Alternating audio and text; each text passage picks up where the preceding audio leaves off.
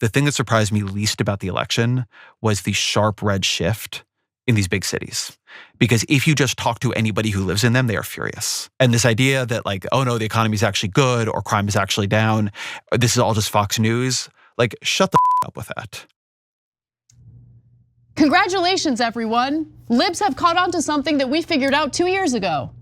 Crime is a problem. And if you just tell people, voters specifically, that it's not a problem, and it was way worse in the 90s, so you shouldn't be complaining, there will be backlash. There will be blood, okay? And so here we are, Ezra Klein was on Pod Save America to reflect on the disastrous election cycle that we just experienced for the Democratic Party. And he touched on how poorly blue cities have been run by progressive leaders, gotta keep it real. And so here's more of his argument, here's more of his revelations, and then we'll break it down further. The sense of disorder rising, right? Not just crime, but homeless encampments, trash on the streets, people jumping turnstiles in subways, crazy people on the streets. You just talk to people and they're mad about it. They feel it's different than it used to be. I mean, in San Francisco, like the fury is overwhelming. And you see that it's not just the presidential level. London Breed, the SF mayor, just lost re-election. In Oakland, they recalled the mayor. A bunch of the progressive DAs across the country were recalled or beaten in re-election campaigns. If Eric Adams has a lot of problems, but if he were obviously on the ballot, he would almost certainly, it seems to me, lose. You have to be able to govern well. People don't follow politics, but they live in the place they live. Yeah, I follow politics and I also live in the place I live. And I've been furious for several years now. And everyone immediately, oh, Anna's just a secret right winger. Anna's just a secret right winger. No. I'm not a secret right winger. I see the dysfunction and I see working class Americans getting their catalytic converters stolen, okay, getting their homes broken into, getting assaulted on the subway or the train. And I'm supposed to just shut my mouth about it and tell everybody everything's fine because it's not the 90s?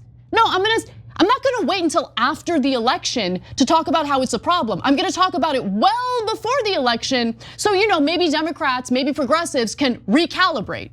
But that's the thing about the left. They don't believe in recalibrating, okay? They think they know it all. They think they're the best. They think that anyone who crosses them or tweaks them or critiques them is the bad guy. And congratulations, in the state of California, Donald Trump flipped 10 blue counties into red counties. Let's take a look at the map. This is the electoral map.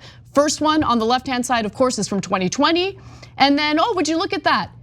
One of the most liberal parts of the country has become increasingly red. I wonder why that happened. Okay, in New York, last time Biden won, Trump lost by 24. This time he only lost by 12. Remember, he was talking about how he's gonna win New York, and of course he wasn't gonna win New York, and that was outrageous. But what he was getting at is, I'm gonna do a lot better than you expect, and he did. Except there was one show that expected it, and it was us. And so, look, I think that our advantage is that we're not bullied by the media gaslighting industrial complex. And so there's two different factors here.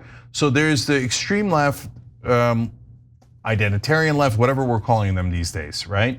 So those guys say, no, crime is imaginary, it doesn't affect anyone, it's blah, blah, blah, blah, right? And I'm like, look guys, first of all, look at the stats. The stats are clear. In fact, I was on Hassan's show, my nephew, and he pulled up the stats as we were doing the debate on it, and the stats showed that I was right. So there's no question about it. And then you go talk to real people. Can you guys please, everybody overused the term touch grass, but go talk to non-political people. So I go to a picnic or a barbecue or whatever it is, and as soon as I got non-political people, I immediately ask them what they're thinking. And in California and New York and San Francisco and Philly and Washington, the first thing that would come out of their mouth is, I hate the crime. The crime's out of control, I'm worried about this, I'm worried about that, etc. And I asked them, what do you think about Biden? This is now 2 years ago, a year ago, etc. And they're like, obviously too old, what are they doing? It's crazy, right? So, but when we would tell both the identitarian left and the corporate Democrats, you guys are crazy, Biden's way too old and crime is real and people are really pissed about it. They're like, no, that doesn't suit our purposes. Since that's not in our ideology, we reject it out of hand. Well, if you keep rejecting facts, well, this is where you're going to wind up. 100%. So, all right, I'll get to Ezra Klein in a second. So I want to go to a segment featuring Harry Enton because they did their post-election analysis and they noticed a trend when it came to the blue parts, like the bluest parts of the country, and what they have noticed following the 2024 presidential election. So let's take a look at that. Donald Trump put up the best Republican performance for a Republican nominee for president in at least 20 years, if not the entire 21st century. We're talking about Chicago, Los Angeles, New York City, San Francisco. Across the map, Donald Trump put up historically strong numbers for Republican candidate for president in places that, truthfully, if you had asked me 8 years ago, I would have never thought possible. No, I mean, it is really stunning. So what exactly is driving it? What's driving it? I think immigration, one of the things you mentioned earlier on in that last segment, is part of it, but I think crime is a big part of it as well. Yep. If you look at Gallup polling and you ask Democrats nationwide, are you satisfied or dissatisfied with our efforts to control and bring down the crime rate? What you see is the dissatisfaction number now versus a decade ago. Look at that, the unsatisfied number from 35% to 58%. The satisfied number dropped by 20 points. That's okay, just go to them and tell them everything's fine. Crime isn't as bad as it was in the 90s. That's not politics, okay? That's not trying to win. That's digging your heels in and insisting that you're right, even as there's widespread concern over these issues. Look, the main role of government is to protect its citizens. And in these situations, in these blue cities, when the public doesn't feel that Democratic leadership is doing enough to protect working class people, okay, they're not going to favor the Democrats. And as they're being gaslit, they're just going to increasingly get angry. How do I know that? Because I've experienced it firsthand myself. And so ask Cenk, I mean, over the last few years, month after month, the anger just continues to like compound. Because it's like, we are headed toward that iceberg.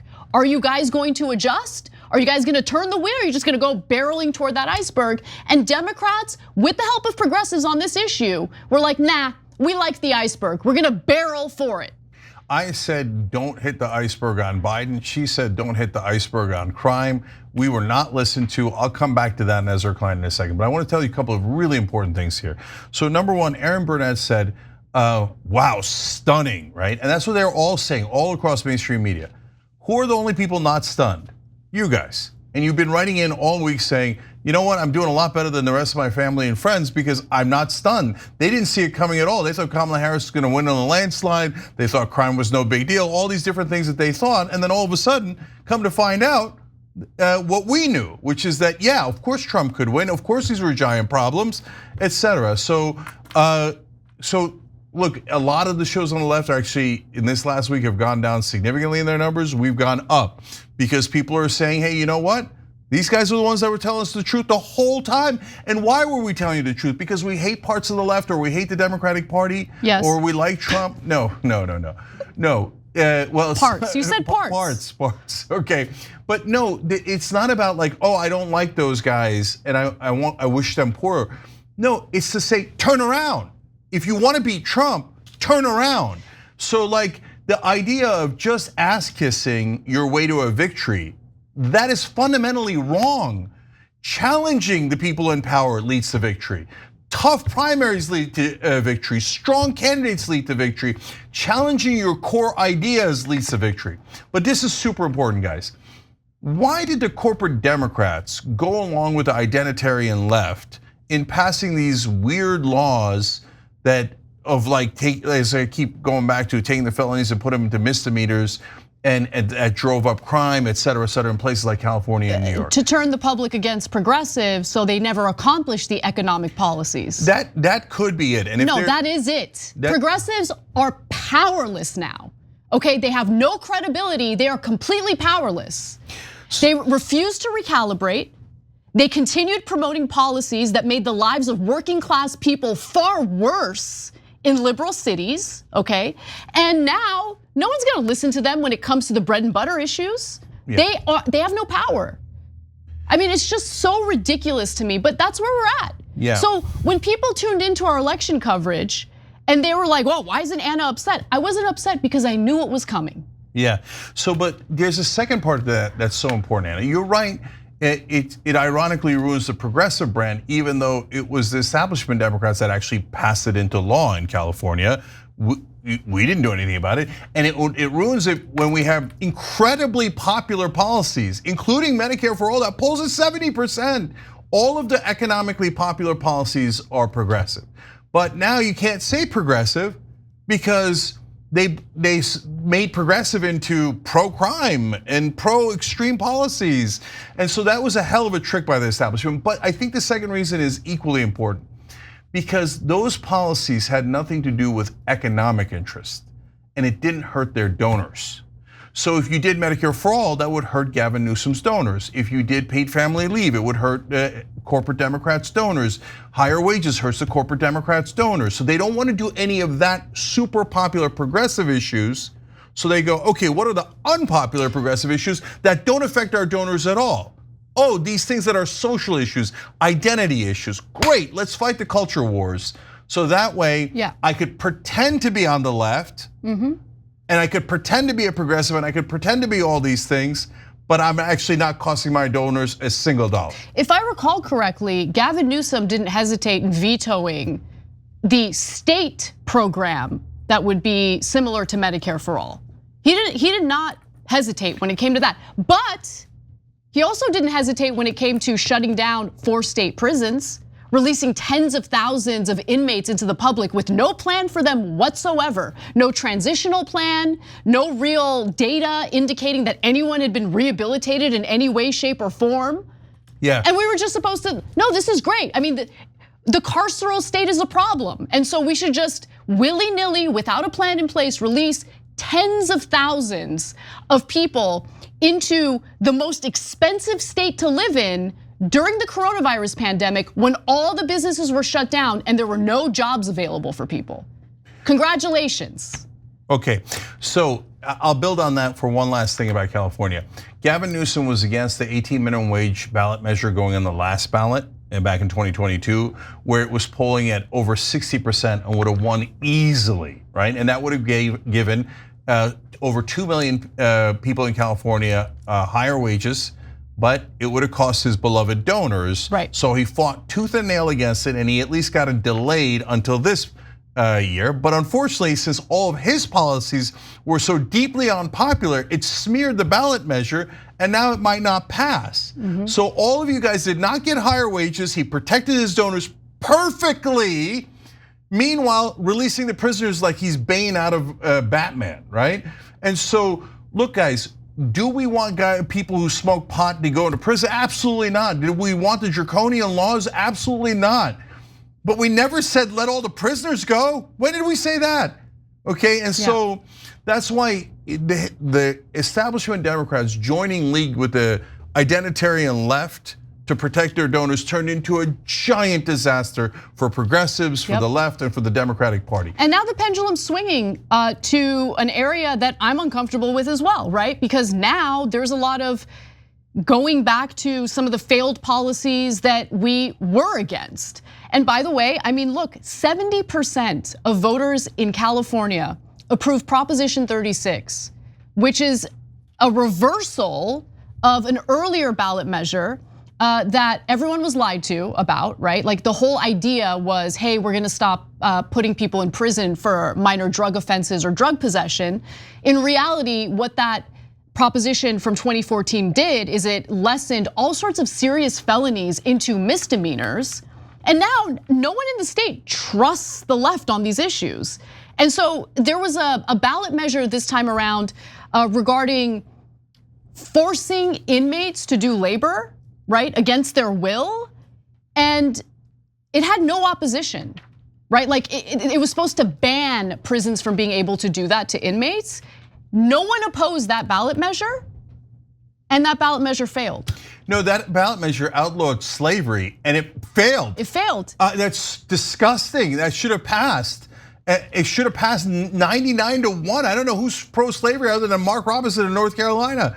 And so But because the Democrats are now so deeply distrusted, Exactly. that failed. Exactly. Let alone the $18 minimum wage. But lastly on the crime, and then I got to go back to Ezra for a second because it's important. So the identitarian left pretended that they were the sole voice of all Democrats. Well, we all told you, no, they don't speak for the Democratic Party. They just, I kept saying, who voted on this? Who voted on this? Who made you the king of the Democrats, right? And it turns out when we actually do have a vote in a very, very Democratic state of California, 70% voted for Prop 36, which is anti-crime, to bring some of those misdemeanors back up to felonies. So we told you not just that we were right on the policy, but that don't listen to those guys pretending to speak for voters on the left when they never had that authority. They just made it up and then arrogantly said, we are the actual voice of the Democratic Party and the left. When no one voted on it, they 100% fiction, and now it's been proven to be a fiction. It's over. So it doesn't get any more definitive than that. And then, so back to Ezra. Look, all of a sudden, if you notice, now I like Ezra a lot, and I think he's a super smart guy, but now he's talking about how busing the immigrants turned out to be a smart political idea by Abbott, et cetera. He mentioned that in the appearance as well. And now he said, shut the F up about crime. I know, it's infuriating because Ezra, where were you? Where were you even a few months ago?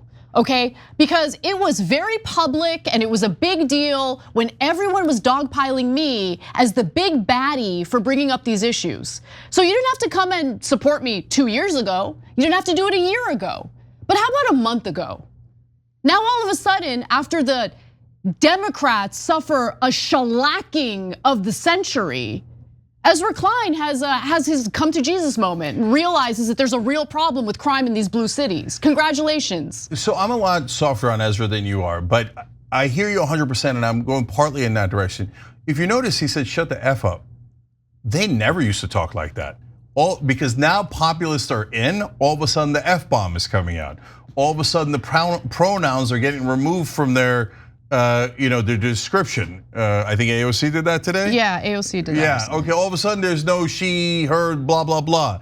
And if you guys remember, I said, why are we saying this? If there's a confusion, you say it, you be proud, I love it, I'll back you up, right? But why am I saying he, him, his for me? Just fairly obvious.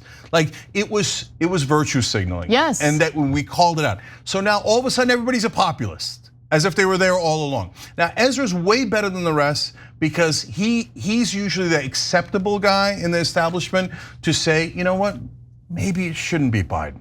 So when I say scream it shouldn't be Biden 6 months earlier, a year earlier, they're like, you radical. Ezra says, maybe it shouldn't be Biden. They're like, whoa, Ezra Klein said it. So now it must be real. But good, I'll take it. He at least had more courage than the rest of them, right? And he did make a difference, so I love that he did that. And I like that he's doing this. But if you wanna know who had it figured out from the beginning, so let's go to an old clip of ours from 2023. This is as it was, the busing had begun. Watch this.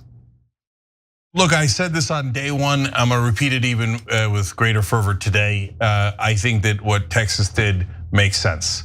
And so I know that a lot of people on the left don't wanna hear that, but think about it, guys. So they had this immigration problem all along, and it wasn't spread out to many different states. It was just in Texas, and of course the other border states. And the federal government kept saying, I don't care.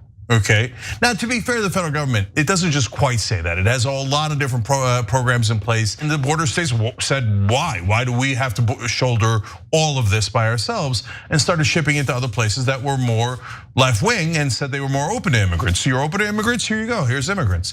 And now all of a sudden New York realizes, okay, well, being open to immigrants has consequences. They're not welcoming of immigrants, I am. But that doesn't mean that we have to make New Mexico, Texas, and Arizona deal with the whole thing. Agreed. No, it means that we all are responsible for our brothers and sisters that are both the immigrants and the New Yorkers and the Texans, et cetera. See, we're not just doing it as a ha-ha. Guys, if they had listened to that at the time, they had plenty of time to adjust No. win the election. They know best, Cenk. They know best. And all those guys say, oh, we can't have Trump. Trump's the worst person in the world. The democracy is going to immediately explode as soon as he's elected. And I had those concerns, right? But apparently, and I said this to you guys throughout as well, apparently I'm the only one who's actually concerned, because they then helped him win by not adjusting at all. If you play sports at all, you know that if you never adjust your game plan, you have no chance of victory. Because the minute you hit the battlefield, everything's gonna change and you have to adjust. But every time we said, can you please adjust, both the establishment Democrats and the identitarian left would come and yell at us as if we were the enemy and we were trying to help Trump win and we were hurting the Democratic Party. When we were honestly almost the only ones who were trying to help so that we could beat Trump. Yeah, well, I'm done with that. And so I'm not for either party, and I'm gonna do my job and my analysis, and I wanna make it very clear to people watching the show. Do not expect me to be an activist for any side, because at this point, that's a losing strategy, especially with the Democrats who just refuse to take any advice, refuse to adjust, refuse to recalibrate. And honestly, when I look at which party has made my life worse, and it's because local politics has more of an impact on your day-to-day life, it's the Democrats. And they need to accept that and change. And if they don't, well, they're gonna keep losing support, even in cities like Los Angeles and even in states like California. So the only distinction I'll make, and I want this to be clear, that's why I'm saying it, is guys, be for policies, but don't just blindly follow a party. So we're not partisans, but we have strong opinions on policies. So yes, moving the minimum wage up, universal health care, lowering drug prices, being anti-war, all getting money out of politics. Super important policies that would improve the world, and I will fight for those as long as I'm on the air. And I don't mind that at all, I believe in it, okay? But if you say, don't worry about the policies, just support one of the teams. Yeah, no thank you. You got a hell no on that.